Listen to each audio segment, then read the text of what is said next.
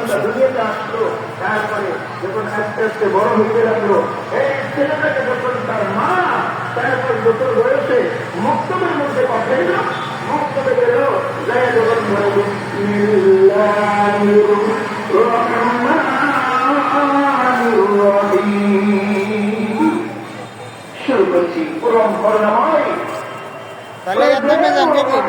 রহিমের নামে আল্লাহ তাআলা ডাক দিয়ে আচ্ছা দিনটিকে বলেন, ওই নাবালক শিশুটা সে আমাকে বলতেছে আমি রহমান, অত্যন্ত দয়ালু, মেহেরবান, আমি রহমান আর রহিম দয়ালু, অথচ তার বাবা কবরের মধ্যে হইতেই পারে না। এই নবজাত শিশুটার বরকতে আল্লাহ তাআলা তার কবরে আযাব মাফ করে দিয়ে সবার আগে বলেন তো দেখি মাদ্রাসা একটা ছেড়ে দেওয়ার দরকার আছে না নাই? মাদ্রাসার দাম আপনারা ভালোই আছেননি? আপনাদের গ্রামদেরকে শিক্ষা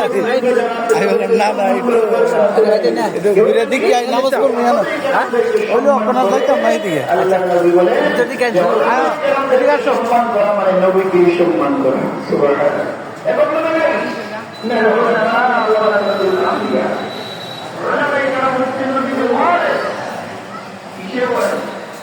তারা কি নবীজি সম্পদ রেখে গেছেন, মুদ্রা রেখে গেছেন? না, নবী ইলম ওয়ারিস রেখে গেছেন, সেটার ওয়ারিস উলামায়ে কেরাম।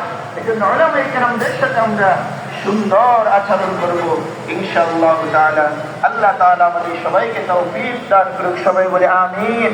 ওয়া আখিরু দাওয়ানা আলহামদুলিল্লাহি রাব্বিল আলামিন।